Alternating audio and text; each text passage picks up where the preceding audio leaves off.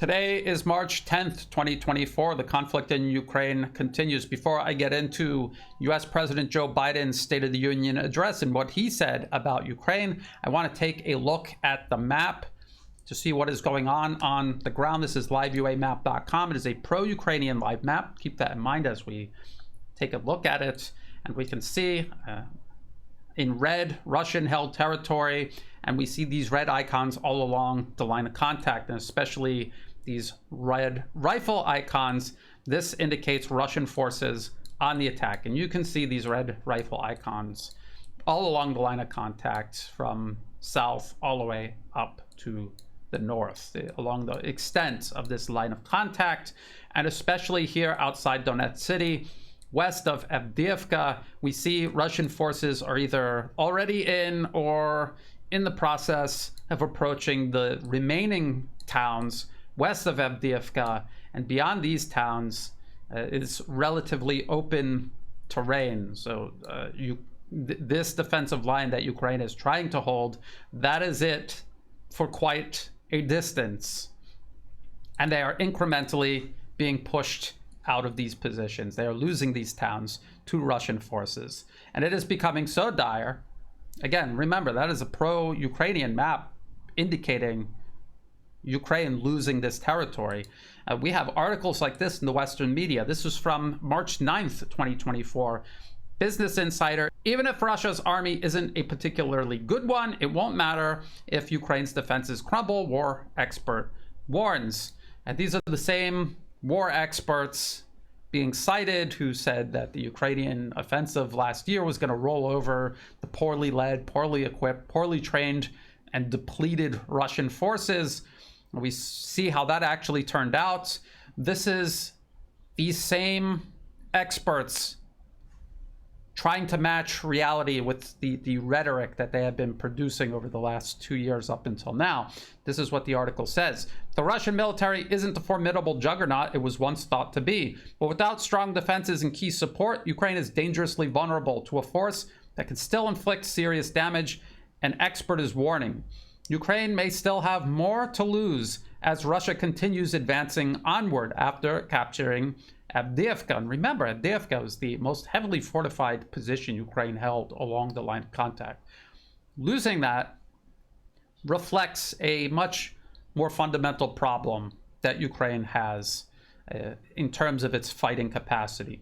The article continues: the Russian army has an ineffective command structure, relies on outdated Soviet-era systems, many of which it has pulled out of storage, and puts troops in the field who are woefully unprepared for combat.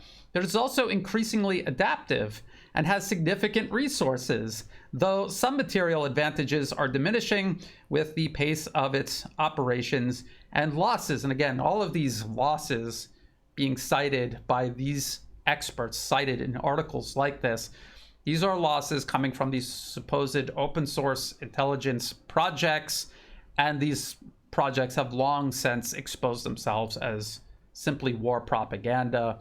If Russia was really suffering the losses that they have claimed over the last 2 years, the battlefield would look entirely different than it does right now. And these same open source intelligence projects often claim that Ukraine is losing far fewer troops and equipment than Russia is, which again, if true, the battlefield would look entirely different than it does right now. The article continues: erosion of Russia's equipment and ammunition advantages will matter very little if Ukraine is not resourced to defend itself in 2024, wrote Carnegie Endowment for International Peace Senior Fellow Dara Masakat in Foreign Affairs. So this is one of these analysts that often shows up with Michael Kaufman and also Rob Lee.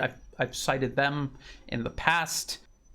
And now their whole perspective is beginning to shift. They have to account for having claimed for 2 years the Russian military was in shambles to it now advancing almost unopposed on the battlefield. I mean, apparently, from their perspective, that's what it looks like right now. And the article also says Ukraine is rapidly running out of resources, and if it cannot acquire the appropriate equipment and build strong defenses in time, the Russians may easily plow through. Well, they're not going to easily plow through, but what they will continue doing, at an accelerated rate is this incremental advance that they have been making across the battlefield. Again, for the last 2 years, if anyone was really paying attention, this is what Russia has been doing. They're not looking to make a big breakthrough and conduct maneuver warfare on a grand scale. They're not trying to replicate the US invasion of Iraq in 2003. They are engaged in a strategy of attrition. They are grinding Ukraine's military down. When Ukraine's fighting capacity collapses, then maybe you will see them advancing in large numbers and rapidly, as many of these analysts seem to imagine in their heads. Now keep this in mind. This is what even the most hardened pro-Ukrainian analyst is now saying about the reality on the battlefield. Let's now talk about the State of the Union address. So this was the White House official website, March 7, 2024, remarks of President Joe Biden's State of the Union as prepared for delivery. Ukraine can stop Putin if we stand with Ukraine and provide the weapons that needs to defend itself.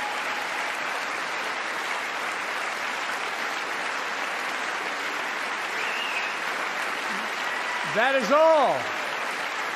That is all Ukraine is asking. They're not asking for American soldiers. In fact, there are no American soldiers at war in Ukraine, and I'm determined to keep it that way. But now, assistance to Ukraine is being blocked by those who want to walk away from our world leadership. This is what U.S. President Biden says. Ukraine can stop Putin if we stand with Ukraine and provide the weapons it needs to defend itself. That is all Ukraine is asking. They're not asking for American soldiers. In fact, there are no American soldiers at war in Ukraine, and I am determined to keep it that way. But now assistance for Ukraine is being blocked by those who want us to walk away from our leadership in the world. Except this isn't true. If the bill allotting this money passed right now, with that money, what weapons would the U.S. government purchase? That is the problem. The weapons do not exist. The ammunition does not exist in the quantities Ukraine needs just to continue fighting on as it is right now. Saying nothing of what it would need to match or exceed Russian firepower on the battlefield. There's also a growing military manpower crisis in Ukraine that no amount of money can solve. That is the reality. This narrative of the U.S. Republican Party blocking this money to Ukraine, I think there is much more to it than some sort of political impasse in the United States. Strategically speaking, for the U.S., it looks much better to blame this on a political impasse than to actually pass the bill, allot the money, and then demonstrate to the entire world that you simply do not have the weapons and ammunition available to provide Ukraine. You physically cannot produce it at the rates required to continue this proxy war. Consider that both the Republicans and the Democrats agree almost unanimously that they must stop China's rise. They must prevent China from inevitably surpassing the United States. I've explained how irrational that entire premise is to begin with, but we could all, I think, agree that Democrats and Republicans share that sentiment, however irrational it might be. If they cannot assert themselves over Russia and Ukraine, if the bill passes and the money is allotted to Ukraine and they simply cannot find the arms and ammunition required for Ukraine to fight on, that will look a lot worse to the proxies the U.S. is trying to use in Asia Pacific to do to China what the U.S. is trying to use Ukraine for against Russia.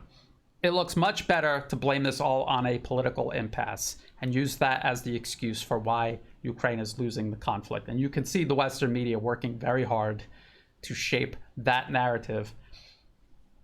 Besides the fact that we know that the U.S. is incapable of making arms and ammunition fast enough to continue this proxy war successfully, at any rate, we can see that even in Europe, where money is not a problem, they are passing bills in support of Ukraine and allocating billions of dollars for Ukraine, they're still having the exact same problem.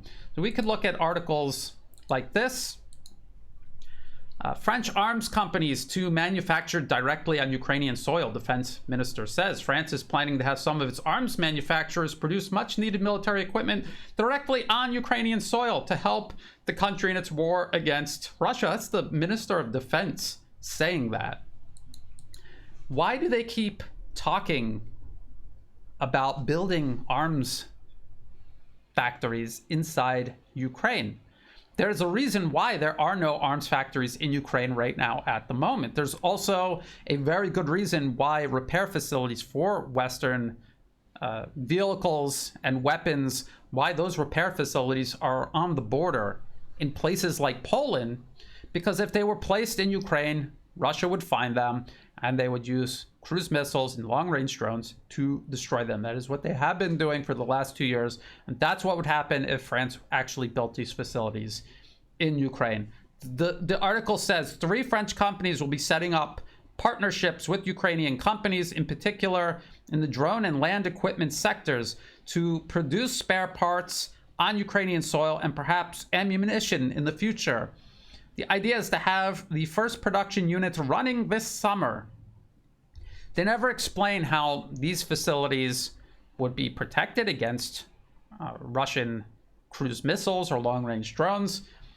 We have to assume that if this is being done at all, for real, it's being done on such a small scale that it is essentially negligible. Any large-scale facility built in Ukraine is going to be destroyed by Russia. This is not something that can be done on a large enough scale to make any sort of difference. Any large-scale factory built in Ukraine that could potentially make a difference would take years to build. And where are they getting the trained manpower to actually man the factory and run it? If Europe and the United States cannot even produce enough arms and ammunition inside their own country under relatively ideal conditions, how are they doing this inside Ukraine in the middle of a war? So why are they continuously saying things like this? Because they cannot produce enough arms and ammunition for Ukraine on their own. They have to make it look like they're doing something. This is an idea they can continuously bring up, and they have been for the last 2 years, continuously bring up this idea of building arms facilities inside Ukraine at some point in the future that will be making arms and ammunition for Ukraine. And it hasn't happened. It will not happen as long as this conflict continues, but it's something they can say to make it look like they're doing something. There are other, I would say, relatively desperate measures being taken to try to supply Ukraine with the arms and ammunition that it needs. And again, it's not because Republicans in the United States are blocking money. It's because the arms and ammunition simply do not exist in the quantities needed. Here's an article from Politico. Czech Republic backtracks on finding cash to buy 800,000 shells for Ukraine. The country's president and prime minister are putting forward very different figures on how much ammunition the country has procured. Big surprise there. The Czech Republic has raised enough money to buy only 300,000 rounds of ammunition for Ukraine, not 800,000 as previously suggested by the country's president. Prague is leading an initiative to purchase 500,000 155mm and 300,000 122mm caliber artillery shells for Kiev. Overall, 18 countries have agreed to finance the purchases within the Czech-led initiative, while some governments, including from Norway, Belgium, and the Netherlands, have announced actual financial commitments. Others, such as France and Germany, haven't provided exact figures. A very nebulous proposal that is already falling far short of expectations. And there's an article like this. It's actually written the previous day. This was March 7th. That other articles from March 8th. Czechs raise funds to buy 800,000 artillery shells for Ukraine. So already the subsequent article backtracks to 300,000. But what I want to point out from this article, it says, during the Munich Security Conference in February, Pavel, the Czech president, announced the Czechs have figured out a way to purchase 500,000 155 millimeter and 300,000 122 millimeter caliber artillery shells for Ukraine from producers outside the EU. The shells can be delivered within weeks if the funding is there. Let's say they managed to find the funding for all 800,000 shells. Let's say they were able to procure all of these 800,000 shells. As Alexandra Mikuris pointed out of the Duran in a recent video of his, what condition are these shells in? Where are they coming from? How long have they been sitting in warehouses? And what condition will they be in if and when they arrive at Ukraine? But let's just say they arrive in perfect condition. How long is 800,000 shells going to last? Not even 4 months. Around 4 months at the rate of 6,000 shells a day, which is far less than Russia is firing. But just to maintain their insufficient rate of fire, it would only last about 4 months. That's how long that would last if they were able to find all 800,000 shells and they were all in perfect condition. So this is desperation. They cannot find enough weapons and ammunition for Ukraine. Doesn't matter if they have 60 billion, 600 billion, it doesn't matter. The physical weapons and ammunition do not exist. The West is incapable of producing them, and they are incapable of finding them elsewhere to buy and send Ukraine, period. Again, go back to this supposed political impasse in the US. It is much better for the US to pretend this is a matter of political will and not a matter of fundamental weakness. It is much better for them to portray it in that manner. And if you watch the State of the Union address, you will see the Republican Speaker of the House, Mike Johnson, in the background, nodding to President Biden's talk of waging war with Russia by proxy with Ukraine and arming Ukraine. You will see him nodding. He has no fundamental opposition to wars overseas. Most Republicans do not. This is something they share in common with their Democratic counterparts. This is all political theater, and it's being done, I believe, in concert to cover up the fundamental weakness that is actually preventing the United States from fully arming Ukraine further in this proxy war. The US and its allies are incapable of getting enough arms and ammunition to the battlefield, and the arms and ammunition that are reaching the battlefield are falling far short of expectation. This is actually from Russian state media, but there is an accompanying video. Russian T-72B3 tank crew destroys US-made Abrams tank with first shot in Ukraine operation. And if you watch this video, you will see a tank round coming in at a steep angle, meaning the T-72B3 main battle tank identified the Abrams tank several kilometers away, fired a long-range shot and hit it on the first shot. You could also see that the footage is shot through a thermal imaging system.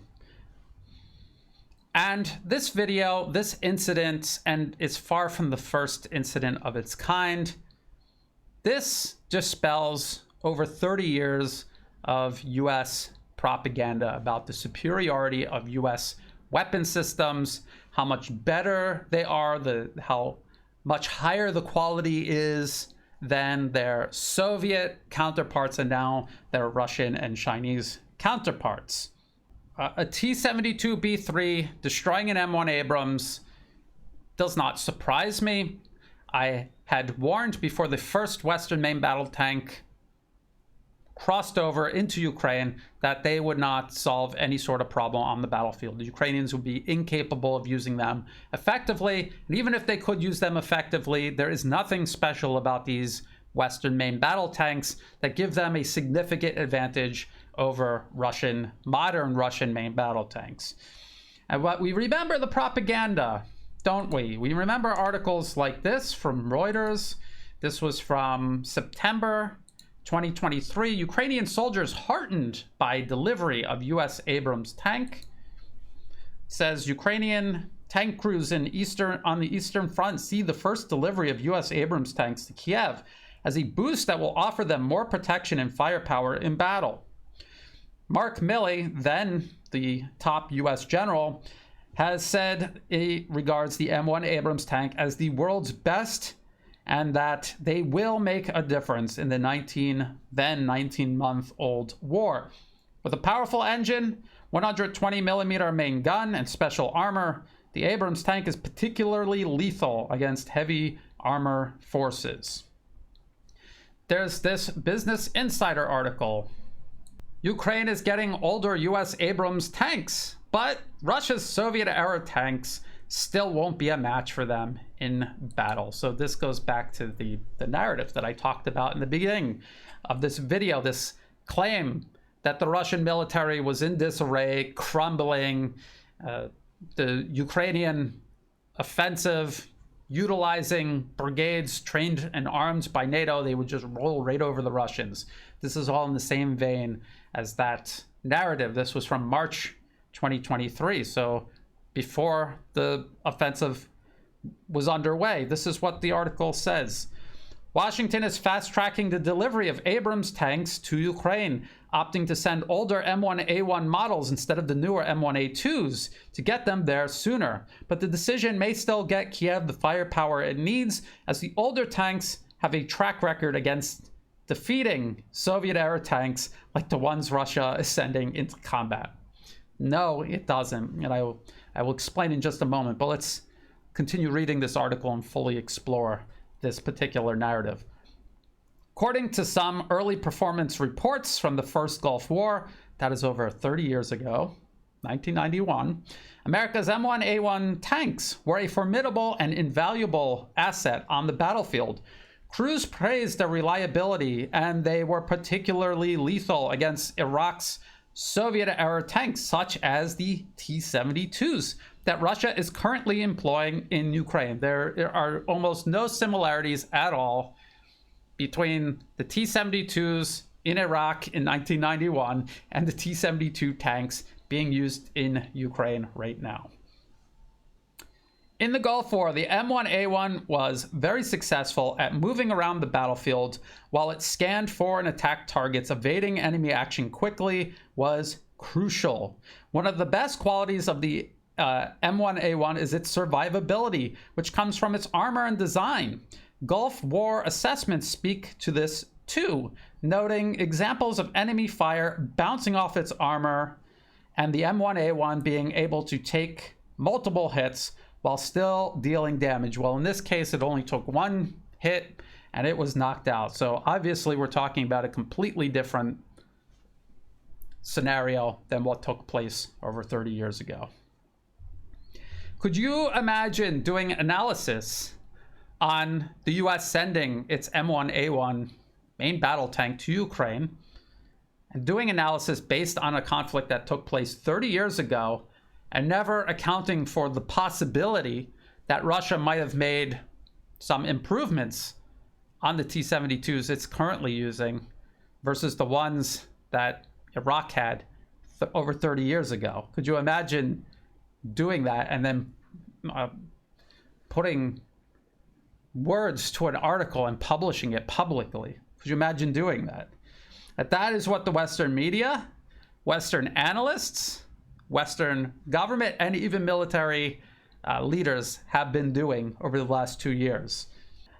They are trying to compare Western military capabilities that the Ukrainians themselves really have no way of effectively utilizing on the battlefield, and they're comparing that with what they imagine the Russian military, what their military capabilities are.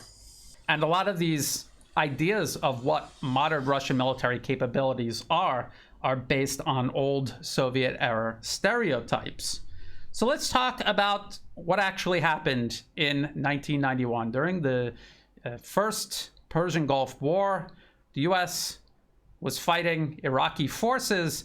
They did indeed have Soviet-era tanks. They were the export versions, and even at the time, they were obsolete. They were not equipped with the same capabilities that Soviet tanks at that time had.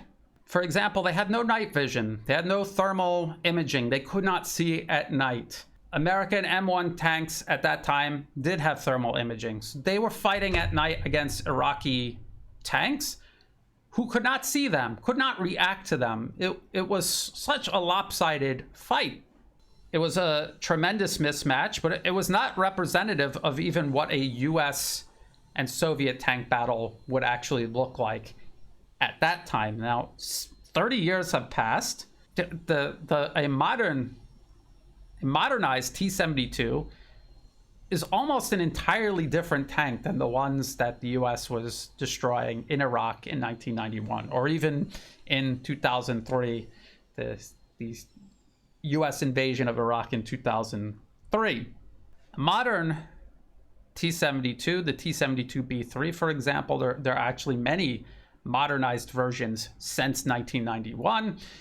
The T-72B3 has a different gun, a different engine, different armor, different optics and fire control. It's essentially a completely different tank. If a tank is its mobility, its armor, and its firepower, well, all three of these have been fundamentally changed in modernized T-72s manufactured by Russia. A modern T-72 has thermal imaging, just like an M1 Abrams. It can spot a target from kilometers away. Its fire control system can aim the gun, taking in account many different factors, including weather, wind, and direction. It has a laser rangefinder to precisely measure the distance from the gun, and it can fire that gun on that target kilometers away and hit it on the first shot. If you remember, there was this Canadian super soldier, a sniper with the call sign Wally. He went to Ukraine in 2022. The Western media made this media storm over him going to Ukraine. And on his last mission, half of his fire team was wiped out by a Russian tank on the first shot from kilometers away. Wally was trying to get in range of the tank with his US-made Javelin anti-tank missile. The tank found him, and his fire team first fired on it, killed 2 of the 4-man team. That was his last mission, and he went home. And he's not the only Western volunteer who went to Ukraine and found the idea of being in such a mismatch, being on the wrong side of armor, artillery, and air power. They found it very unpleasant, and they wanted nothing more to do with it, so they went home. That is the reality of modern Russian military capabilities. There is a much better comparison published by Army Recognition. This was from April 2023. Clash of Titans analyzing US-Ukraine M1 Abrams versus Russian T-72 series tanks in modern combat. And they do favor the M1 Abrams, but they also, of course, all the way at the end of the article, they mention that the T-72s that Russia is operating in Ukraine are not the same T-72s that the US went up against in Iraq, not in 1991 and not in 2003. It says, in the war in Ukraine, the most deployed tank by the Russian forces is the T-72B3. That is the tank we saw in the video, knock out the M1 Abrams. It is a modernized version of the Soviet-era T-72 main battle tank, featuring several improvements in firepower, armor, and mobility compared to earlier models. Essentially, an entirely new tank. It's just built on the old hulls of the original T-72s. T-72B3 is equipped with an upgraded 125 millimeter 2A 46M5 smoothbore gun, which is capable of firing a variety of ammunition types, including armor-piercing, fin-stabilized discarding sabot, high-explosive anti-tank, and high-explosive fragmentation rounds. While this gun provides substantial firepower, it's generally considered to have less accuracy and penetration capabilities than the 120mm smoothbore gun of the M1 Abrams. Well, this latest example proves that whatever the disparity might be, it's irrelevant. The firing range of the T-72 series using the 125mm ammunition depends on the type of round and the target being engaged. Armor-piercing, fin-stabilized discarding sabot rounds, such as the 3BM series, are designed for penetrating heavily armored targets and has an effective range of approximately 2,000 to 3,000 kilometers, 2 or 3 kilometers. That's not bad. The T-72B3 can also fire modern 3BM series APF-SDS rounds with improved penetration, as well as 9 M119 reflex AT-11 sniper anti-tank guided missiles that can be fired from the main gun. The T-72 has an autoloader. There's no human loading the rounds into the breech like in the M1 Abrams or the Leopard 2 or the Challenger 2. It has an autoloader, has a variety of rounds, and one of those rounds could be an anti-tank guided missile that has a range of up to 5 kilometers, which means that a modern Russian tank, whether it's a modernized T-72, a modernized T-80, a modernized T-90, they can fire these anti-tank guided missiles from their main gun at ranges well outside the effective firing range of a Western main battle tank.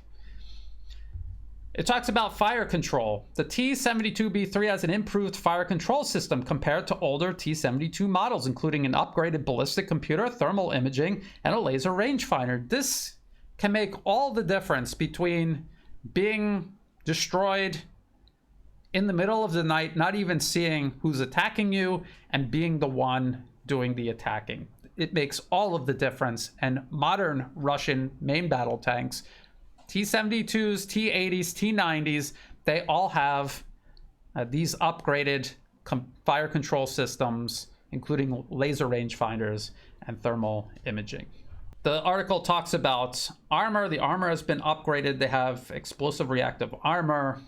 When the round makes contact with these blocks, these armored blocks, there's an explosion and it directs the round outward rather than disrupting it rather than allowing it to make contact with and penetrate the armor underneath. Considering the reality described even by this article from Army Recognition, a more or less a Western publication, online publication, considering that the Ukrainians, as I pointed out when it was first announced they'd be sending Western main battle tanks, they had no time to properly train on these tanks and become effective using them. That could take years to do. They got months of training. It would never have been nearly enough for them to even be somewhat proficient on the battlefield with these tanks. And considering that the Pentagon itself, remember, the Pentagon itself admitted they had no sustainment plan when they sent these weapons to Ukraine, meaning keeping them operating on the battlefield and fixing them when they broke down. There was no plan for that. So how could Ukraine use these weapons effectively on the battlefield? There was no way for them to do that. So when you put all of that together, these tanks were doomed. Would the United States have better luck if they were the ones operating these tanks on the battlefield in Ukraine against Russian forces? Yes, but not by much.